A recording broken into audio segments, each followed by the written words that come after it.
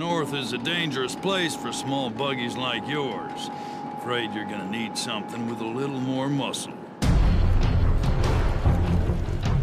Fundamentally, a first-person shooter needs to pull the player into the action, to have him ducking and dodging in his chair what he sees coming at him on the screen. But with Rage, we've gone beyond that.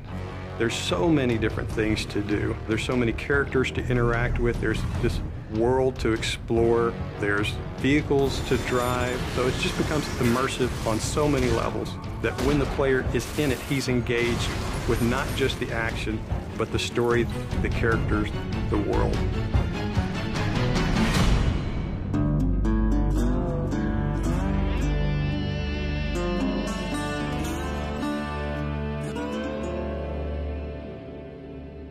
The Wasteland in Rage is kind of like a plate that the rest of the game sits on.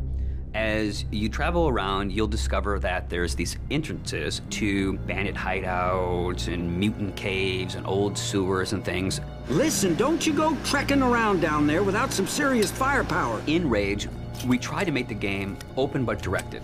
Player choice is very important in Rage. The Wasteland is more than just a setting for the story. It's its own gameplay level, for lack of a better word. It's the thing that stitches the story and it stitches the action all together. We want you to follow this action movie experience, but we allow you some freedoms to kind of explore different things. Each of the missions does kind of surround the story. For instance, we have an electrobolt for the crossbow weapon. Electricity, water, that makes sense. Well, Wellspring sits on top of a well. So the obvious gameplay thing is here, okay, you shoot the electrobolt in the water. It electrifies anybody that's in the water and they die.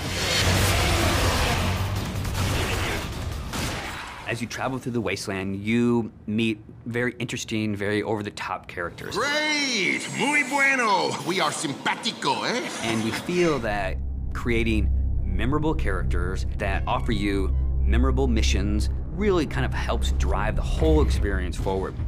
The interactions that the player will have with these characters should hit something in the emotional nerve of the player. So we've gone that extra distance to make key characters really feel alive.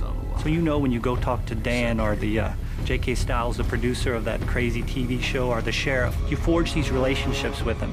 And they give you lots of bits of the story, but you live through the rest of those elements. We felt that crafting interesting people made everything fit together. I know you got questions, but we gotta get moving. You're driving across these landscapes and you're going visit people here and they're giving you jobs to do. So I hear you have a message from our friend Dan. Let's have it then. One of the things that we discovered with Rage is when people saw us drive around, shooting other cars, they immediately said, I want to do that in multiplayer.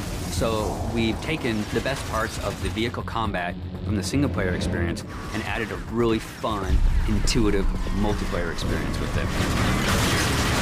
We also have this cooperative style gameplay that allows a player to get with a friend, run through a level that's maybe changed a little bit from things that they've seen in the game, and then we roll a little bit of fiction into that. So it's taking all the kind of visceral, in-your-face action, but you're doing it with a buddy.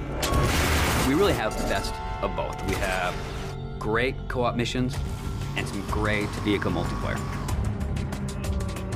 We want to provide this smorgasbord of different things that the player can do so that they can become immersed with other things rather than just a critical story path. But if you want, you can go to the store, get a couple more grenades, outfit yourself with some new ammo types, jump back in the car and head for the next action. And we're okay with that.